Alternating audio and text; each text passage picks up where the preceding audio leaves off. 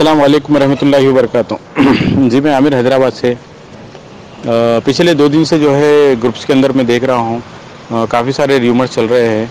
कुछ लोग कंपनी को लेकर परेशान हैं, कुछ लोग आपा को लेकर परेशान हैं, कुछ लोग पैसा जो विड्रॉ ले रहे हैं वो उनको परेशान कर रहे हैं, खुद तो परेशान हो रहे हैं, दूसरों को परेशान कर रहे हैं। और कुछ लोग जो है पार्सल को लेकर परेशान हैं। तो इसमें परेशानी वाली बात क्या है भाई? सीधी सीधी बात है, सुप्रीम कोर्ट का जो ऑर्डर आया था वो अगर आप देख लेंगे, इसके अंदर सेटलमेंट का जिक्र किया गया है। तो कंपनी सेटलमेंट कर रही है, किसको कर रही है? जो लोग विड्रॉ चाहते हैं, इमरजेंसी में जो लोग विड्रॉ चाहते हैं, कंपनी के साथ बने हुए नहीं रहना चाहते हैं, जो पैसा तिजारत में लगाए थे, नफ़ा और नुकसान दोनों में, तिजारत यानी नफ़ा और नुकसान दोनों को देखा जाता है। अब नुकसान हो गया तो भरपाई करना है अपने को। तो उस हिसाब से, उनकी सोच के हिसाब से वो लोग एग्री होकर पैसा अपना अपना ले रहे हैं। और जिसको पसंद नहीं है कि भाई हमको नहीं चाहिए कट कुटा के, हमको पूरा पैसा चाहिए, हमको चाहिए कि हम सब्र करें 16 महीने तक, जब शेड्यूल आएगा, शेड्यूल में हमारा पैसा 16 महीने में पूरा अमाउंट कैसा मिलेगा तब हमको मालूम हो जाएगा इंशाअल्लाह ताला। तो मैं देख रहा हूँ ग्रुप्स के अंदर कुछ लोग जो है खुद परेशान होते, दूसरों को परेशान करते, जबकि पैसा लेने वाला खुश है, देने वाला खुश है, मगर परेशानी इनको हो रही ज़्यादा। ऐसे लोगों को ज़्यादा परेशानी हो रही है। क्यों? क्योंकि इनकी नज़रों में, इनकी आंखों पे जो है ना बदगुमानी का चश्मा चढ़ा हुआ है। ये कभी अपनी ज़िंदगी में इस चश्मे को उतार के सही तरीके से देखेंगे नहीं। जैसे सिक्के के 2 पहलू होते हैं ना, वैसे ही हर काम के 2 पहलू होते हैं। हमेशा एक पहलू देखेंगे कि कंपनी गलत है, आपा गलत है, ऐसा हो रहा, गलत हो रहा, हम मजलूम है, हम पे जुल्म हो रहा। सिर्फ एक ही पहलू देखेंगे, दूसरा पहलू नहीं देखेंगे। अगर हम किसी चीज़ का कारोबार करेंगे तो यानी कि बिज़नेस क्या होता है इसके बारे में हमको थोड़ी बहुत नॉलेज आ जाएगी। अल्हम्दुलिल्लाह, सबको अल्लाह ताला हिदायत दे। अल्लाह ताला जिसको हिदायत देता है उसको ही बात समझ में आती है। अल्लाह ताला सबको हिदायत दे भाई, आमीन सुम्मा आमीन इंशाल्लाह। दूसरी बात, अब लोग बोलते हैं कि भाई हम हक के लिए आवाज़ उठा रहे हैं, हक की आवाज़ उठा रहे हैं, हक की आवाज़। अरे कौन सी हक की आवाज़ उठा रहे भाई? आप तो यहाँ हक की आवाज़ नहीं बल्कि फितनों की आवाज़ उठा रहे हैं। आप लोगों के अंदर फितना पैदा कर रहे हैं। आप अपनी थिंकिंग नहीं है, आप उनके बारे में भी सोचो जिनके लिए ये पैसा बहुत ज़रूरी है, और जो लोग अपना बेनिफिट छोड़ के पैसा ले रहे हैं। क्यों ले रहे हैं? क्योंकि ज़रूरत है। 3 साल से लोग परेशान हैं। तो जिसको इमरजेंसी में है वो लोग पैसे ले रहे हैं, जो लोग इमरजेंसी में नहीं है वो आराम से ले सकते पैसे। समझ मान लो कि भाई मेरे को अभी ज़रूरत नहीं है पैसे की, तो मैं बोल दूंगा मैं एग्री नहीं हूँ, ठीक है, मुझे 16 महीने में पैसे दो, मैं पूरा पैसा चाहिए, मगर सब्र करके लेना है तो ले लो, सब्र करके। इसमें कौन रोका आपको?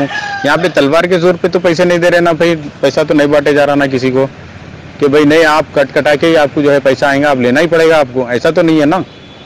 तो अपने नज़र पे से जो है ना, आंखों पे से बदगुमानी की पट्टी उतारो और सही तरीके से देखो, तिजारत किसको बोलते हैं उसको पहचानो।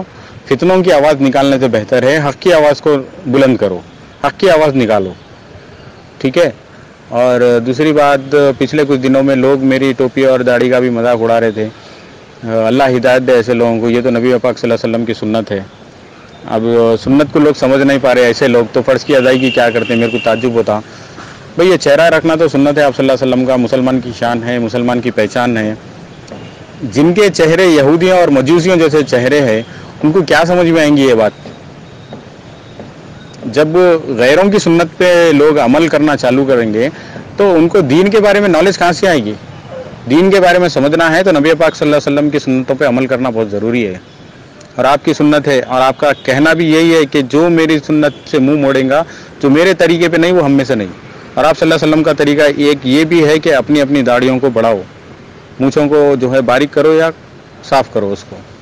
ये मुसलमान का तरीका है, नबी पाक सल्लल्लाहु अलैहि वसल्लम का तरीका है, हमको इसी तरीके से फॉलो करना है। मगर लोग क्या है, यहूदियों और मजूसियों जैसे चेहरे लग देते हैं ना, तो उनको ये बात समझ में नहीं आती कि मुसलमान किसको बोलते हैं। बस उठे के नाम लगा दिए, भाई वो दाढ़ी वाले, भाई वो फलां वाले, भाई मुसलमान है, मुसलमान की शान क्या है। खैर, इल्म अगर होगा तो ये बात को जान लेंगे। अल्लाह इनको जो है दीन की समझ दे। और कहीं ना कहीं मैं आपसे, आप लोगों से अपील करूँगा कि इल्म हासिल करो भाई मेरे। दुनिया फ़ानी दुनिया है, पैसा क्या है, आज आता कल आप चले जाते, पैसा सब बारिशों का है। इल्म जो है ना साथ में लेके जाते। इल्म हासिल करो और इसके पर अमल करो, नबी पाक सल्लल्लाहु अलैहि वसल्लम की सुन्नतों पे अमल करो, एक अल्लाह को मानो।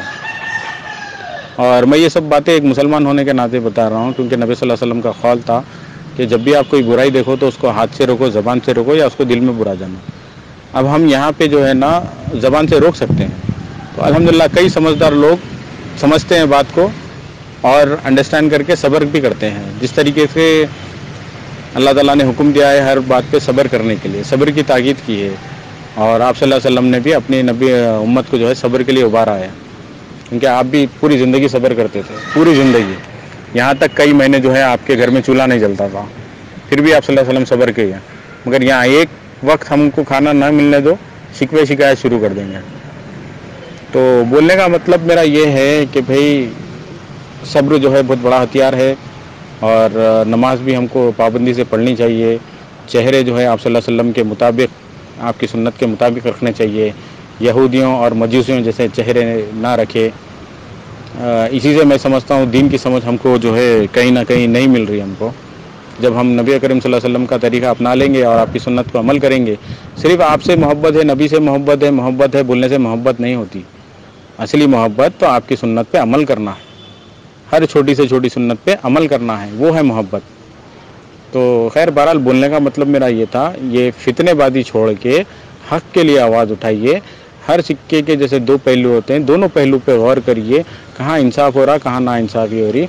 मेरे हिसाब से कंपनी लीगल तरीके से जा रही है as per supreme court guidelines के हिसाब से, है ना। तो अब ये किसको जा रहा पेमेंट, डेली जा रहा, किसको जा रहा, हमको नहीं आ रहा, हमारे ग्रुप में नहीं आ रहा, हमारे जानने वालों को नहीं आ रहा, ये सब बेवकूफ़ाना बातें हैं मेरे हिसाब से। क्योंकि जो जितने भी लिस्ट आपा के पास डेली आती है, इतने लोगों को पेमेंट गया, वो लिस्ट डायरेक्ट जो है सुप्रीम कोर्ट में जमा होती है। लास्ट टाइम आपा ने हमको बताया था। और सुप्रीम कोर्ट ऐसा अंधा कानून नहीं है बिल्कुल ही कि जो है आप जो भी हमारे को रिपोर्ट देंगे हम उसको फाइल कर लेंगे और आपको बेल देते जाएंगे, ऐसा नहीं है। सुप्रीम कोर्ट के पास जब वो कॉपी जमा होती है, वो लोग क्रॉस वेरिफिकेशन करते हैं। कस्टमर को कॉल करके वेरिफिकेशन नहीं करते वो लोग कि भाई आपको पैसा मिला या नहीं मिला।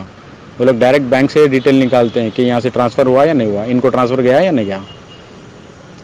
तो सुप्रीम कोर्ट की नज़र बनी हुई है, उसके बाद में भी शक शुबा उठाना, उंगली उठाना मेरे हिसाब से तो सही नहीं है। और ये जो लोग पैनिक क्रिएट करने का माहौल पैदा कर रहे हैं ग्रुप्स के अंदर, इनके बातों पर भी समझदार लोग ध्यान ना दे तो बेहतर रहेगा। जो लोग समझदार है वो समझ गए होंगे मेरी बात को भी। जिसको ज़रूरत है वो लेगा पैसा, जिसको ज़रूरत नहीं है वो डिसएग्री करेगा और 16 महीने के जो शेड्यूल आएगा उसके अंदर शामिल हो जाएगा। आराम से जो है step by step as per supreme court guidelines पैसा ले लेगा वो, सिंपल सी बात है। तो पूरा मॉरल ऑफ द स्टोरी मेरी ये है कि बदगुमानी ना करें। मैं किसी की तारीफ में नहीं हूँ कि भाई जो सच है, जो हक बात है, वो बात मैं आपको बता रहा हूँ, आप लोगों को बता रहा हूँ सामने। As per supreme court guidelines ये कंपनी चल रही है और अल्हम्दुलिल्लाह अल्लाह के फजल व करम है, बहुत बड़ा एहसान है। अल्लाह ताला ने आपा को इतना बड़ा तक़वा अदा किया है, जिसकी बुनियाद पे, जिसके दम पर जो है आज आप और हम एक दूसरे से जुड़े हैं। वरना कब की कंपनी बर्खास्त हो जाती थी और हम भी कब की बर्खास्त हो जाते थे। तो अल्हम्दुलिल्लाह अल्लाह का लाखों करोड़ों शुक्र अदा करो आप लोग और सब्र से काम लो इंशाअल्लाह ताला। र्यूमर्स पे ध्यान मत दो भाई, ये हक़ की आवाज़ नहीं है, ये फितनों भरी आवाज़ है। इनको इग्नोर करो और फितनेबाजी छोड़ के हक़ पे अगर आ गए तो बहुत अच्छी बात है, दुनिया के साथ साथ आखिरत भी संवर जाएगी। और आखिर में यही बोलना चाहूँगा कि यहूदियों और मजूसियों जैसे चेहरे रखना छोड़ के नबी पाक सल्लल्लाहु अलैहि वसल्लम की सुन्नत को अपनाइए, दुनिया और आखिरत में कामयाबी पाइए इंशाअल्लाह ताला। दुआ में याद रखिए। अस्सलाम वालेकुम व रहमतुल्लाहि व बरकातहू।